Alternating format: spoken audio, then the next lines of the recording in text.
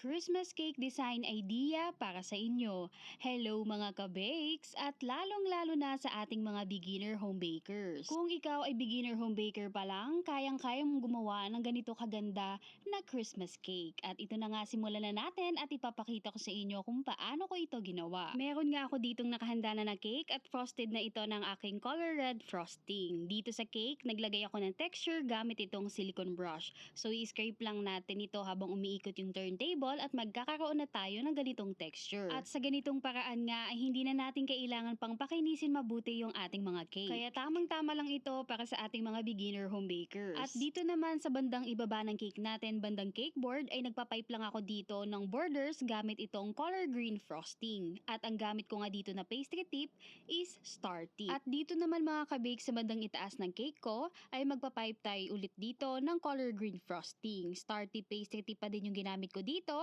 At yung pagpipe ko dito ng ating green frosting ay parang pa-braids. At pinipe ko nga ito dito sa pinaka-edge ng top cake natin. At para naman ma-achieve yung ganitong color sa frosting, ay gumamit po ako ng gel-based food color ng Chef Master at dalawang food color po yung pinaghalo ko. Isang leaf green at forest green. At ito na nga mga kabakes ang naging outcome ng mga pinipe natin na borders. Yung top is parang similar siya sa wreath cake. At maglalagay nga ako nitong royal icing toppers na Christmas theme. Nabili ko nga ito mga kabake sa Paulitos Baking Supply sa Bacoor, Cavite sa kanilang physical store. Hindi nga ito available sa Shopee nila pero pwede kayong umorder sa Paulitos Baking Supplies, mag-message lang kayo sa kanilang Facebook page at pwede din na ipalalamove nyo na lang. Kaya tamang-tama talaga to para sa ating mga beginner home bakers kasi yung mga ginamit nating toppers dito ay mabibili lamang sa mga baking supplies or online. At itong edible round topper natin na merong nakalagay na Merry Christmas, nilagay ko ngayon sa pinakagitna ng cake natin at ilalagay din natin itong napakaganda na royal icing toppers na Christmas theme. At doon nga sa isang pack ng ating royal icing toppers ay 3 lang yung ginamit ko dito kasi gagamitin pa natin yon doon sa isang cake na isi-share ko sa inyo next vlog. Dito nga mga kabakes ay sinisipat ko talaga kung saan siya maganda ilagay. So yung Christmas tree nandito sa gilid, sa taas naman yung snowman at itong reindeer dito banda sa ibaba. At tamang-tama lang na 3 lang yung nilagay natin na royal icing toppers para hindi siya crowded. Pero dadagdagan pa natin ito ng iba pang disenyo gamit itong mga edible stars confetti sprinkles. At ito nga ay edible gold mini stars na nabibili lang online kaya ilalagay ko na lang yung link sa comment section. So kinalat ko lang yon dito sa pinipe natin na green frosting. At alam nyo mga kabakes, napakalaking tulong at bagay talaga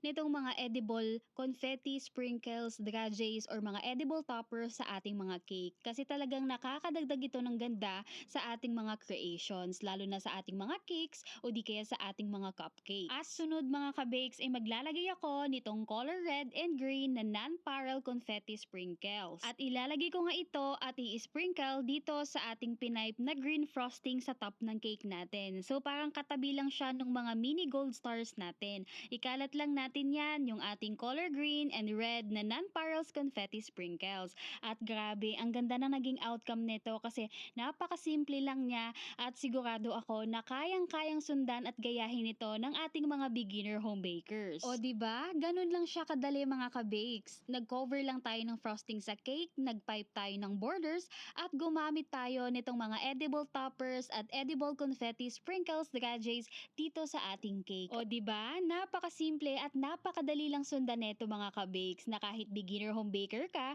ay makakagawa ka din ng ganito kagandang cake. At yun lang mga ka-bakes for today's video para sa ating Christmas cake design idea. And for more tutorial, tips, cake decorating videos ay i-follow nyo lamang ako dito sa aking Facebook page.